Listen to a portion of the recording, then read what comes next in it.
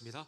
사랑의 하나님 아버지, 감사합니다. 우리를 죄와 사망에서 구원해 주기 위해서 독생자 예수 그리스도를 보내주시고 또 믿는 자에게 소명과 사명 가운데 모든 열방이 주볼 때까지 전도를 하게 하시는 귀한 사명을 주심에 진심으로 감사를 드립니다. 위탁받은 이 복음을 소중히 여기며 때를 얻든지 못 얻든지 증거하며 가서 제사 삼는 우리 언덕교회 될 수 있도록 주님 역사하여 주시옵소서.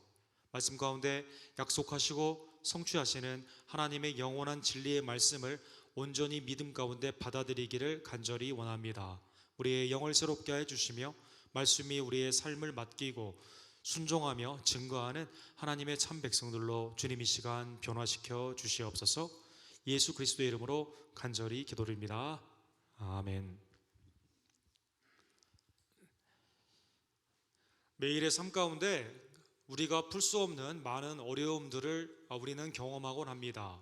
죄와 악이 많이 있는 이 세상 가운데는 누군가 내가 당면하고 있는, 또 우리 사회가 고통받고 있는 이곳에서 풀어줄 수 있고 해결할 수 있는 절대적인 어떠한 힘, 아니면 초인적인 그러한 인간을 우리는 바라는 것입니다.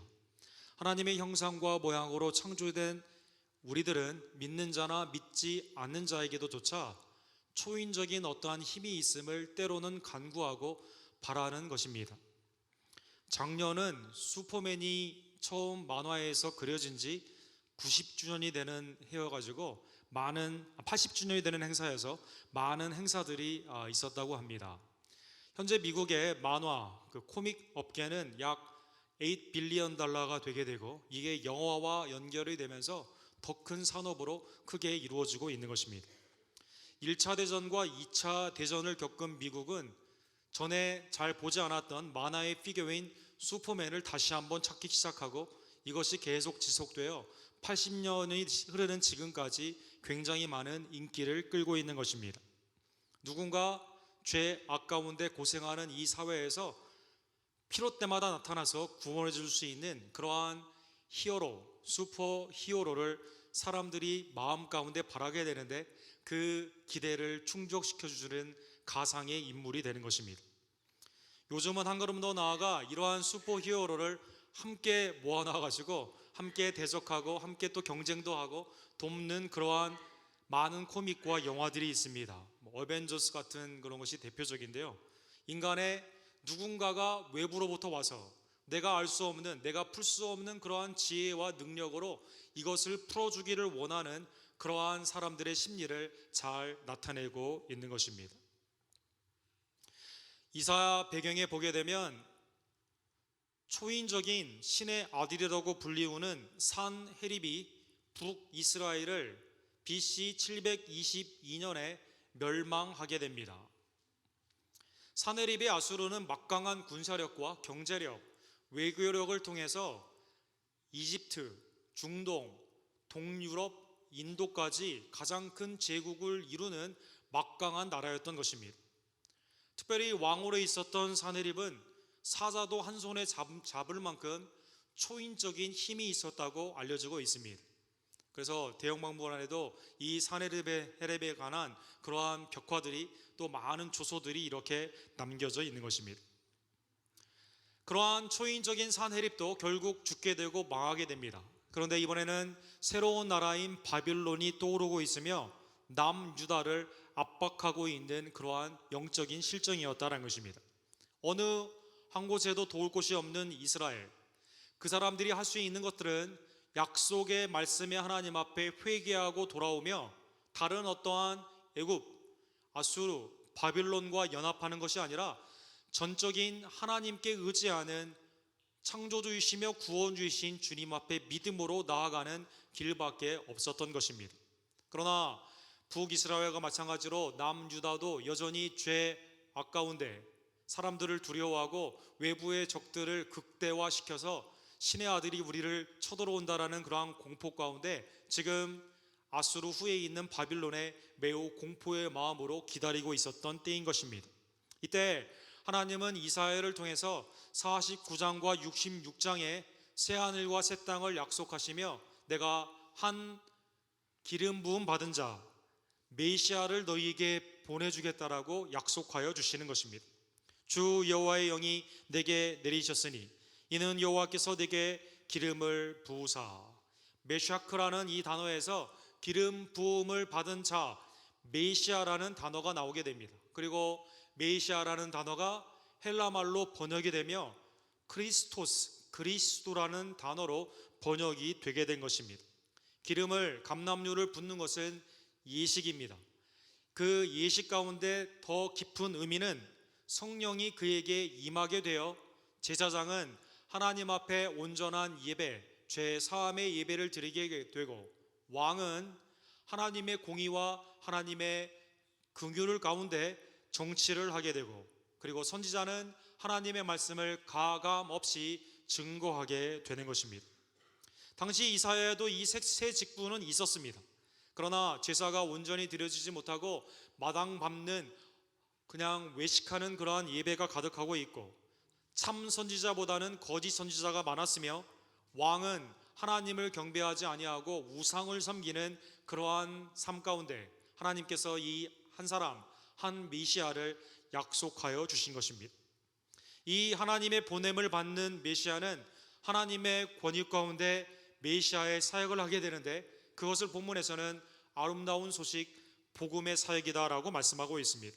가난한 자에게 복음, 상한 자에게는 고침, 포로된 자에게는 해방, 갇힌 자에게는 풀어지게 되는 이 놀라운 은총이 누구를 통해? 약속한 메시아를 통해 이렇게 이루어지게 되는 것입니다. 메시아의 이러한 복된 사역을 받은 성도들도 이제는 새로운 삶으로 변화되게 됩니다. 2절과 3절에 보면 여호와의 은혜의 해와 우리 하나님의 보복의 날을 선포하여 모든 슬픈 자를 위로하되. 유다를 괴롭히고 있었던 수많은 우상들, 이방의 나라들, 하나님의 원수된 그 나라들을 이 메시아가 승리하게 되는 것입니다.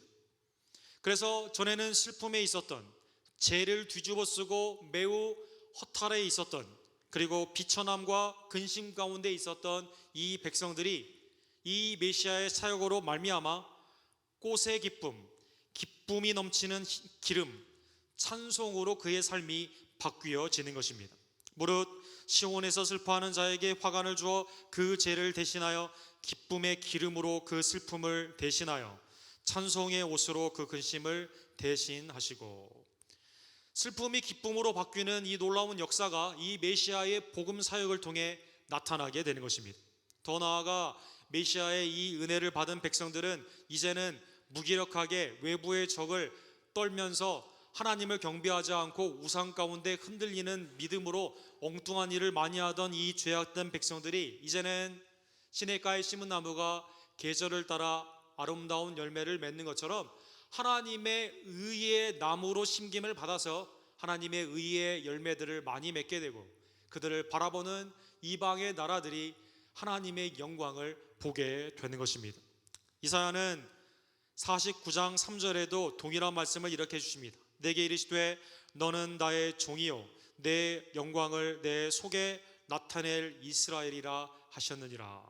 하나님의 참종으로 회복이 되며 하나님의 영광의 도구가 되기 때문에 수많은 사람들이 이제는 하나님의 역사, 메시아를 통한 복음의 역사로 말미암아 하나님의 영광이 그들에게 가득 찬 것을 모두가 다 시인하게 되는 것입니다. 시간이 흘렀습니다. 여전히 남유다는 회개하지 않고 결국 바빌론에게 멸망하게 됩니다. 바빌론 이후에도 이스라엘은 회복되지 않아 메데 페르시아로 더 압제를 받게 되고, 그리고 나중에는 헬라 사람들의 지배를 받게 된 것입니다. 본문에 나는 누구인가? 이스라엘 백성들은 도대체 이 메시아가 누구인가를 찾고 또 찾았지만 그들에게는 여전히 메시아가 오지 않았던 것입니다. 드디어 BC 165년에 안티오스 에피파네라고 불리우는 시리아의 헬락의 그 왕이 예루살렘을 완전히 통치하면서 돼지의 피를 뿌리고 성전에 있는 모든 도구들을 가지고 가는 압제를 하는 상황 가운데 메시아로 보여지는 한 사람이 나타나게 됩니다. 그의 이름은 메카비 제사장의 아들 중에 하나였던 유다 마카비였던 것입니다. 마카비는 많은 사람들을 하나님의 경건한 성전의 회복 가운데 뛰어난 연설과 뛰어난 전략으로 이 에피파네스의 그 왕의 그 통치에 있었던 예루살렘을 다시 탈환하게 됩니다. 성전이 탈환하게 되면서 성전을 봉헌하게 되었는데요. 이때부터 하누카, 수전절이라고 불리우는 이스라엘의 절기가 시작되게 된 것입니다. 올해는 하누카가 16일 이번 주부터 시작하게 되죠. 8개의 불로 불리우는 이 하누카, 빛의 축제를 통해 이스라엘은 여전히, 유대인들은 여전히 메시아를 통한 성전의 회복을 지금도 바라고 있는 것입니다. 구전에 의하면 성전의 모든 도구들이 불에 타고 빼앗긴 그러한 상황 가운데 촛불을 하나 발견하게 됩니다. 촛대를 발견하여 그곳에 불을 붙이려고 하는데 기름은 하루분밖에 있지 않았던 것입니다. 감남유에서 감남 열매에서 기름을 만드는 데는 8일이 필요하게 되었는데 놀랍게도 하루분의 기름을 켜게 된 상태에서 이 기름이 8일 동안 지속되었다는 이 구전의 전설을 통해서 지금도 촛대 8개의 불을 지금 비치고 있는 것입니다. 메시아는 그러면 마카비였을까요? 메시아의 기대와는 달리 그는 예루살렘을 잡은 후에 타락하게 되어 지금 탈무드나 유대인에 있어서 역사에 마카비는 많이 구전되지 않고 있습니다. 여전히 참 메시아는 그들에게 오지 않았던 것입니다. 또 190년, 약 200년이 흐르게 됩니다. 이사야의 선포된 말씀을 통해서 무려 약 700여 년이나 흐른 그때 광야에서 한 사람이 혜성같이 나타나게 됩니다. 요단강에서 어떠한 약대의 털을 입고 있는 또 이 그 석청을 먹는 한 사람이 나타나 회개의 메시지를 선포하면서 세례를 주기 시작한 것입니다. 광야에서 외치는 그 사람은 많은 사람들이 그에게 와서 회개를 받게 되는 많은 열매를 나타나게 됩니다. 군인들, 세리들, 심지어 바리새인과 많은 죄인들까지도 그에게 가서 세례를 받기 시작한 것입니다. 이러한 상황 가운데 제사장들과 또 바리새인들, 이스라엘 백성들에게 하나의 질문이 생기게 된 겁니다. 혹시 이 존이라고 불리우는 베프티스트 세례 요한이 메시아가 아닐까라는 생각을 하게 된 것입니다. 19절에 그래서 너는 도대체 누구냐? 너 메시아 아니냐라고 물었던 것이죠. 요한은 20절에 보면 숨기지 않고 나 사실 메시아인데 겉으로는 말하지 않아 이렇게 하는 게 아니라 사람들 앞에 나는 그리스도가 아니라 나는 메시아가 아니다라고 말을 한 것입니다. 예수님 당시에만 해도 약 전후 좌우로 200년의 역사를 보게 되면 자칭으로 또한 타칭으로 18명의 그리스도라고 부르짖는 사람들이 있었다고 합니다. 유대인의 메시아 대망 서상 가운데 어떠한 사람이 인기가 있고 능력이 있고 조금 더 로마 군인에게 저항을 하게 되면 혹시 이 사람이 메시아가 아닐까라는 정치적인 대망 사상이 그들에게는 있었던 것입니다. 회개의 메시지를 통해서 천국을 증거하고 세례를 통해 죄 사함의 하나님의 은혜를 선포하는 이 사람이 혹시 메시아가 아니냐 사람들은 궁금했던 것입니다. 거기에 대해 인기가 가장 많이 있었던 세례 요한은 담대하게 모든 사람들 앞에 나는 그리스도가 아니다라고 말하는 것입니다. 메시아가 아니라면 혹시 너 엘리야 아니냐라고 물었던 것입니다. 엘리야, 아합의 우상의 그러한 나라 가운데 수많은 기적을 일으키고 말라기 4장에는 오시는 메시아 앞에 전주를 하게 되는 큰 선지자 엘리야가 아니냐라고 물었던 것입니다. 아니면 엘리야가 아니라면 선지자가 아니냐라고 그들은 물었던 것입니다. 마가복음 11장 33절에 보면 모든 사람이 요한을 참 선지자로 여기므로 그들이 백성을 두려워하니라. 세례 요한을 참 선지자로 사람들은 생각하고 있었으며 예수님도 여인이 난 자 중에서 가장 큰 자가 요한이라고 했기 때문에 혹시 너 엘리야냐 선지자라고 하는 그 대답 가운데 세례 요한은 선지자라고 말을 해도 됩니다. 그런다 본문에 보면 그는 이렇게 말을 합니다. 엘리야도 아니라 선지자도 아니라라는 것입니다. 여기에 바리새인과 제사장과 많은 레위인들이 더 궁금합니다. 그러면 넌 뭐냐라고 물었던 것입니다. 도대체 뭔데 사람들이 너에게 와서 회개의 메시지를 받고 마음이 변화되어 세례도 받고 또 하나님의 뜻 가운데 이제 변화를 받게 되느냐? 너에게 도대체 무슨 능력과 권위가 있길래, 도대체 너는 무엇이길래 이러한 일을 하느냐라고 물었던 것입니다. 이때 세례 요한은 23절에 보면 우리 지난주에 보았던 본문인 이사야 40장의 말씀을 인용하며 이렇게 말을 합니다. 나는 선지자 이사야의 말과 같이 주의 길을 곧게 하라고 광야에서 외치는 자의 소리로다 하니라. Voice of wilderness. 나는 단순히 광야에서, 사막과 같은 곳에서 오시는 여호와의 길, 오시는 참 왕을 평탄케 너희는 예배하라고 회개를 증거하는 그냥 보이스에 불과하다라는 것입니다.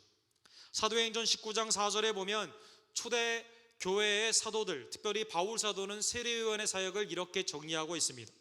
요한이 회개의 세례를 베풀어 백성에게 말하되 내 뒤에 오시는 이를 믿으라 하였으니 이는 곧 예수라 하거든. 그리스도가 아닙니다. 엘리야가 아닙니다. 선지자도 아닙니다. 그냥 소리일 뿐이다라는 것입니다. 모든 사람의 인기에 영합하지 아니하고 사람들의 칭찬에 마음이 들떠있지 아니하며 그는 자기가 누구인지를 정확히 알았던 것입니다. 자기는 오시는 왕을 증거하는 소리일 뿐이다라는 것입니다. 사람들은 여기에 매우 당황해합니다. 아무것도 아니라면 그러면 왜 세례를 주느냐라는 것입니다. 당시에 이방인이 유대교로 오게 되는 그때 유대교 안에서도 물 세례가 있었다고 합니다. 그것은 제사장이나 제사장의 허락을 받은 사람이 하는 것인데 그러면 너는 왜 세례를 주느냐라는 것입니다. 바리새인의 결론은 메시아, 선지자 그리고 엘리야가 아니라면 너는 세례를 주지 않아야만 된다라는 것입니다. 세례 요한은 27절에 이러한 질문에 대해 자기의 정체성을 정확히 알고 이렇게 말을 합니다. 나는 물로 세례를 주지만 내 뒤에 오는 자 성령과 곧 불로 세례를 주는 그분이 오시게 되는데 너희는 그를 준비해야 된다라는 것입니다. 누구의 권위냐 나의 권위라는 질문에 중요한 것이 아니라 나 뒤에 오시는 그분을 너희가 맞이할 수 있도록 너희는 지금 더 큰 것을 준비해야 된다는 것입니다. 요한복음 3장 29절과 30절에 보면 세례 요한은 자기를 낮추는 말을 이렇게 말을 합니다. 신부를 취하는 자는 신랑이나 서서 신랑의 음성을 듣는 친구가 크게 기뻐하나니 나는 이러한 기쁨으로 충만하였노라. 그는 흥해야 하겠고 나는 쇠해야 하리라 하니라. 보라, 세상 죄를 지고 가는 어린 양, 너희 중에 나타나는 그분을 너희가 보고 영접하는 것이 매우 중요하기 때문에 나는 아무것도 아니며 나를 무시하고 나를 심지어 나중에는 죽이게 한다 하더라도 그것보다 더 중요한 것은 오시는 참왕 예수 그리스도를 맞아들이는 그분을 영접하는 것이다라는 것입니다. 결혼식에 신랑이 신부를 맞이하게 될 때 베스트맨이나 들러리가 그걸 보면서 기뻐하는 것처럼 세례 요한에게는 무엇이 기쁨입니까? 예수 그리스도가 흥하게 되는 것이 기쁨이고 나는 망하게 된다 하더라도 그것이 나의 기쁨이 충만하다라는 것입니다. 세례 요한의 자기 정체성. 여러분, 결혼식에 가보게 되면 결혼식의 주인공은 누구일까요? 결혼식의 주인공은 신랑 신부 아버지 어머니도 아니고 들러리나 베스트맨도 아닙니다. 오직 신랑보다 더 중요한 건 또 신부가 되겠죠. 신랑과 신부가 되게 되는 것입니다. 이제 신부 입장했습니다. 딴딴따단 신부가 쫙 들어옵니다. 다 서서 박수를 칩니다. 신랑이 그걸 보며 매우 기뻐를 합니다. 그런데 베스트맨으로 있는 신랑 신부가 그걸 쳐다보면서 신부가 앞으로 쭉 들어오는데 나에게로 와라 한다면 여러분 어떻게 되겠습니까? 여러분, 집을 샀어요. 집을 산 부동산 중개인이 이제 막 입주를 하는 그 집에게 막 이사를 하고 있습니다. 잠깐 멈춰라고 하면서 내가 이 집을 소개했기 때문에 내가 한번 좀 살아보겠다라고 한다면 여러분 어떻게 되겠습니까? 소개한 자는 소개한 그곳에서 끝나게 되는 것입니다. 신부를 소개한 신랑에게 인도한 그 사람은 거기에서 그게 가장 큰 기쁨이지 거기에 그 사유에 자기의 영광을 나타낼 필요가 없다라는 것입니다.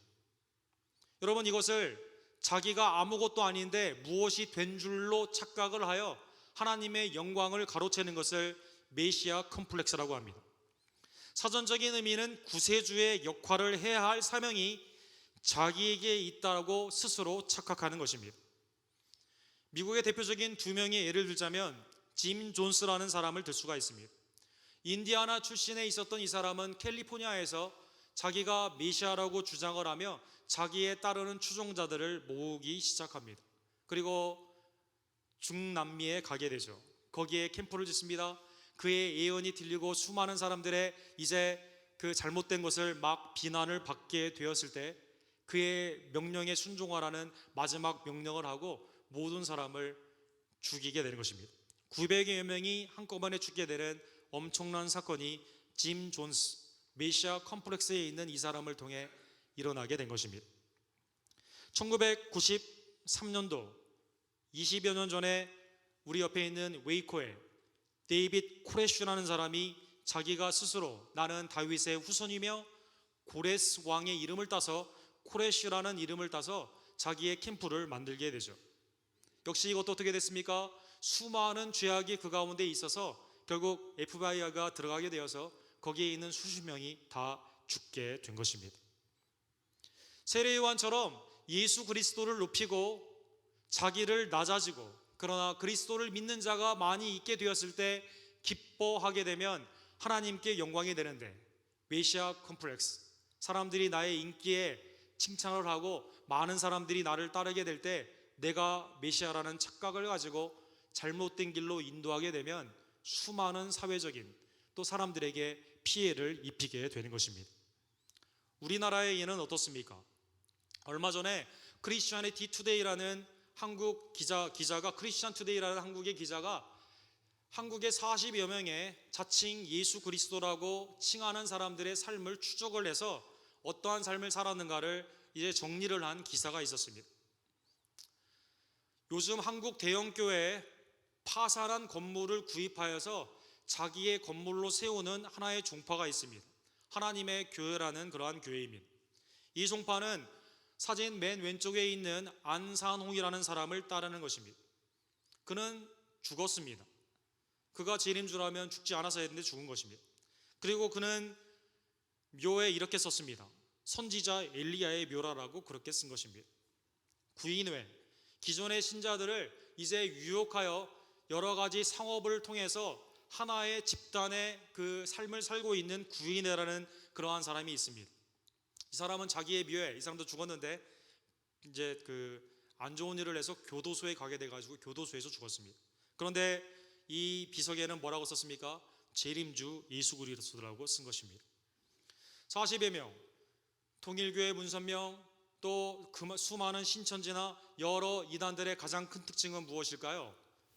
사람들이 자기를 인정해 주게 될 때 자기가 메시아인 양 착각을 하게 되었다는 것입니다. 예수 그리스도는 높아지고 자기는 낮아져야 되는데 예수 그리스도를 낮추고 자기를 높이게 된 것입니다. 한국에 먼데라는 단어가 있죠. 사람이 겸손하면 어떤 사람이 나에게 대할 때 이런 말을 한다고 합니다. 내가 뭔데 이런 대우를 해주실까? 사람이 교만하면 말이 바뀌게 됩니다.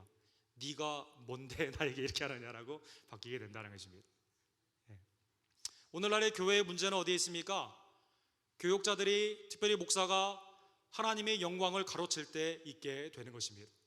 하나님의 광야에 외치는 소리로 복음을 온전히 증거해야 되는데 사람들에게 인기와 영합을 끌기 위해서 자기가 마치 메시아가 된 양 그 권위를 가지고 사람들의 삶을 하나님의 뜻이 아닌 다른 길로 인도하게 될 때 하나님의 교회는 많은 피해를 입게 되는 것입니다. 오늘 본문에 이사야에 나타난 그러면 나는 누구일까요? 유대인들은 자기가 아이를 베게 되면 혹시 이 아이가 아닐까라는 생각을 지금도 한다고 합니다.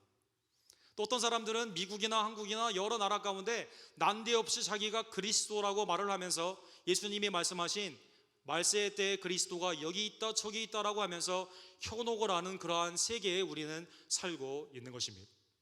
본문에 나는 누구일까요?